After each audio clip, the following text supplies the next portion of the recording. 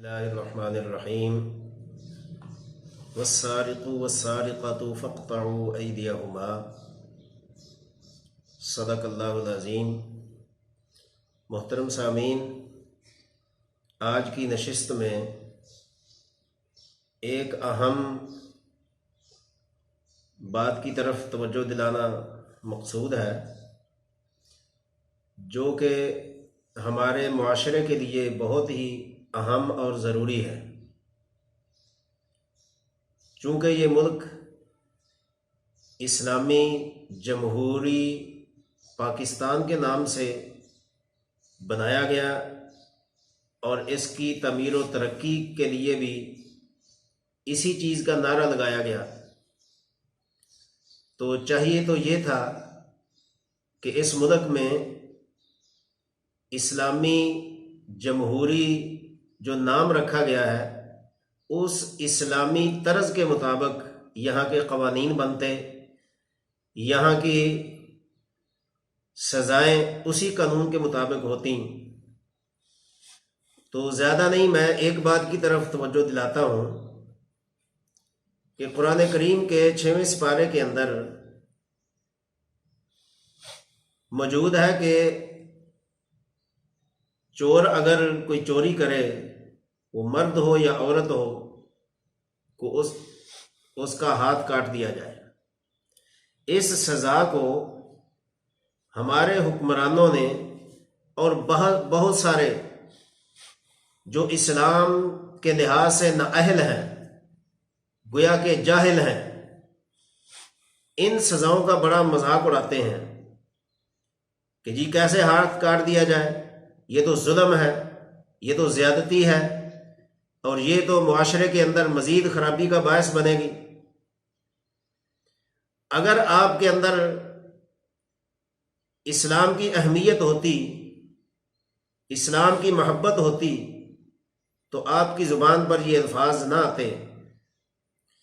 رسول اللہ صلی اللہ علیہ وسلم سے بڑھ کر اسلام کی تشریح اور کون کر سکتا ہے کہ آپ صلی اللہ علیہ وسلم نے اپنے دور نبوت میں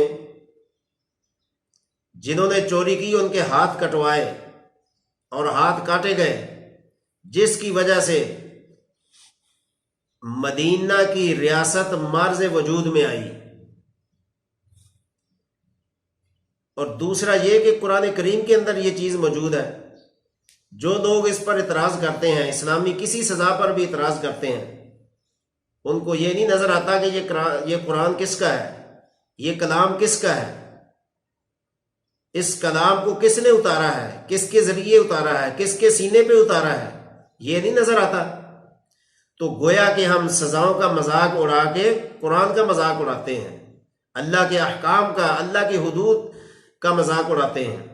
تو اس سے باز رہنا چاہیے۔ جس طرز پر یہ ملک معرض وجود میں آیا ہے، جس نام سے یہ ملک بنا ہے،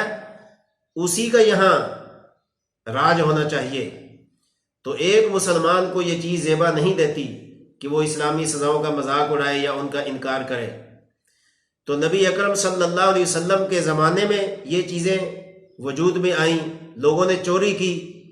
تو اس کا ہاتھ کاٹا گیا۔ یہ نہیں آپ سوچتے کہ اگر کسی پر یہ سزا سرزد ہوتی ہے، کسی پر سزا یہ نافذ ہوتی ہے، تو کیا اس چور کو نہیں سوچنا چاہیے کہ ایک چھوٹی سی چوری کے بدلے میں اپنے اتنے گویا کے وجود کے حصے سے محروم ہو گیا ہوں؟ ایک چوری کے پیچھے میں نے اپنا ہاتھ کٹوا دیا اور ہاتھ سے محروم ہو گیا۔ اگر یہ سزا 1 2 4 آدمیوں کو مل جائے اسلامی طرز پر، تو انشاءاللہ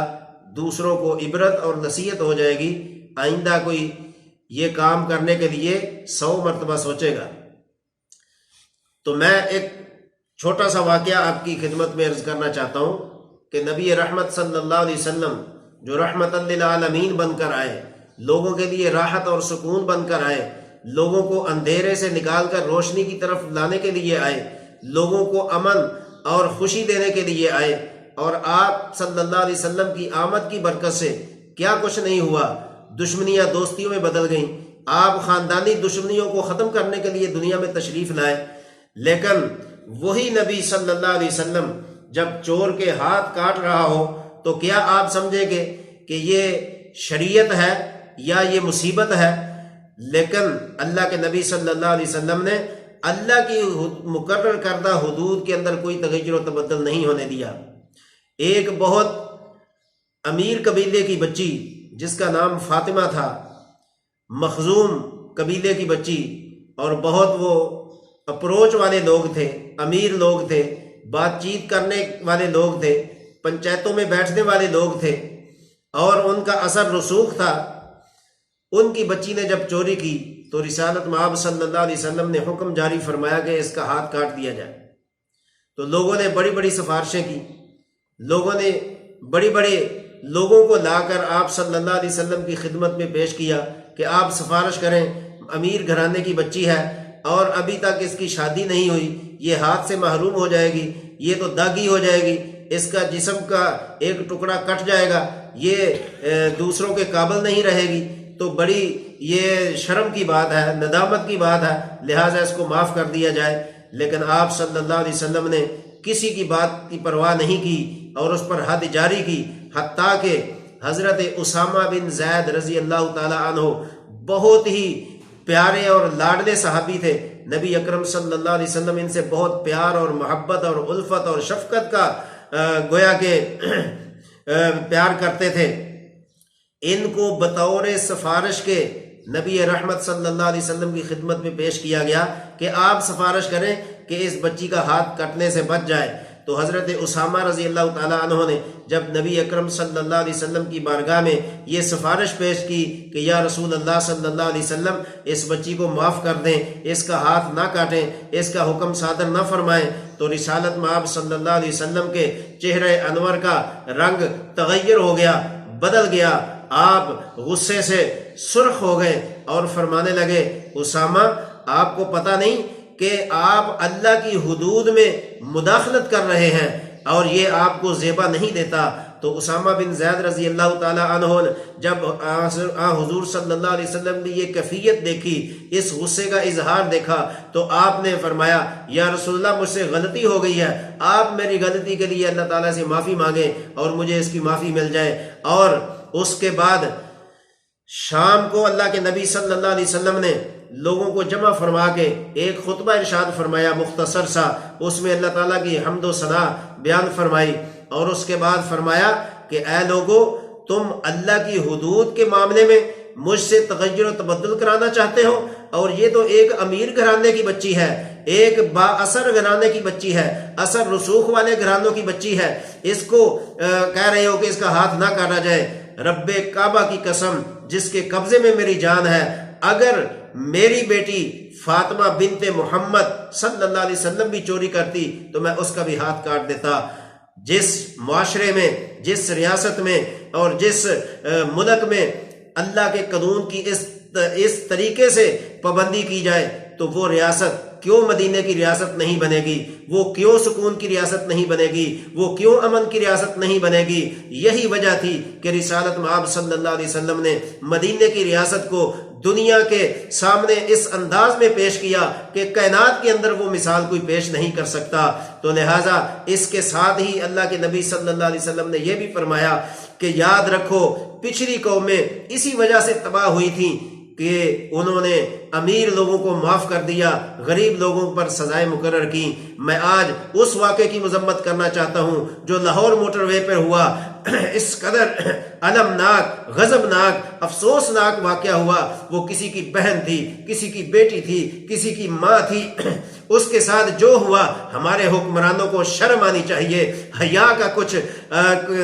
کروڑواں حصہ بھی اگر ان کے اندر ہوتا تو ان کو فوراً سزا ملتی، ریاست کا قانون حرکت میں آتا، ریاست کا نظام حرکت میں آتا، ریاست کے وزیر حرکت میں آتے، ریاست کے مشیر حرکت میں آتے۔ 9 تاریخ کا واقعہ آج 16 تاریخ ہو چکی ہے، اس کا کوئی سد باب نہیں ہوا، بلکہ مشاورتیں ہو رہی ہیں کہ اس کی سزا کیا مقرر کی جائے، پھانسی لگائی جائے یا نامرد کیا جائے۔ یہ سزائیں آپ کو نظر آتی ہیں، قرآن کی سزائیں نظر نہیں آتی، اسلام کی سزائیں نظر نہیں آتی، اللہ کے نبی نے جو ریاست مدینہ میں سزائیں دی وہ آپ کو نظر نہیں آتی۔ کس منہ سے آپ ریاست مدینہ کا نام لیتے ہیں؟ اگر آپ ریاست مدینہ کی سزاؤں سے متفق نہیں ہیں، اس کے امن سے متفق نہیں ہیں، وہاں کے قانون سے متفق نہیں ہیں، آپ کو کوئی حق نہیں ہے کہ مدینہ کی ریاست کا نام لیں۔ لہٰذا اس واقعے نے پورے ملک کی بچیوں کو خوف و ہراس میں مبتلا کر کے رکھ دیا ہے۔ اس کا نوٹس جلد از جلد ہونا چاہیے۔ یہ ایک صوبے کا کام نہیں ہے، پوری دنیا پورے ملک کا کام ہے کہ اس کے اوپر کام ہوتا اور اس کی بر وقت سزا ہوتی، لیکن آج ہم حیل و حجت سے کام لے رہے ہیں، اور جس طرح پہلے اس قسم کے واقعات کو نظر انداز کر دیا گیا، اس کو بھی چند خبروں کے بعد چند میڈیا میں وزیر مشیر اپنی تصویریں بنا کر، اپنے پبلسٹی کروا کے، اپنے آپ کی شہرت کروا کے یہ واقعہ کو دبا دیا جائے گا، مٹی ڈال دی جائے گی، بعد میں کوئی نہیں پوچھے گا۔ اس قدر اس ریاست کے نااہل حکمران ہیں جن کو کسی کی عزت و ناموس سے کوئی سروکار نہیں ہے۔ اگر اس کے اوپر کام ہوتا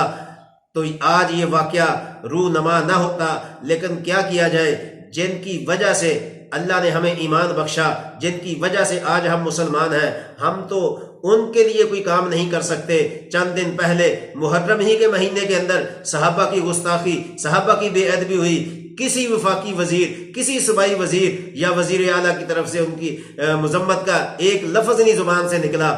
کیا مسلمانی ہے؟ یہی اسلامی جمہوریہ پاکستان ہے، اسی کو اسلامی جمہوریہ کہتے ہیں، اسی کو اسلامی ریاست کہتے ہیں۔ خدا کا خوف کریں، اگر ان کا علاج ہو جاتا تو اس قسم کے واقعات کا بھی علاج ہو جاتا۔ میں اس کو زیادہ طویل نہیں کرنا چاہتا۔ بہرحال ہم سب مسلمان ہیں، مسلمانوں جیسے کام کرنے چاہیے۔ قرآن و سنت ایک مکمل ضابطہ حیات ہمارے سامنے موجود ہے۔ کیا سورت نور کے اندر اس قسم کی سزاؤں کا ذکر نہیں ہے؟ کہ سورت نور کے اندر مکمل سزاؤں کا ذکر اللہ تعالیٰ نے فرمایا ہے۔ اگر ان پر عمل ہو جائے تو انشاءاللہ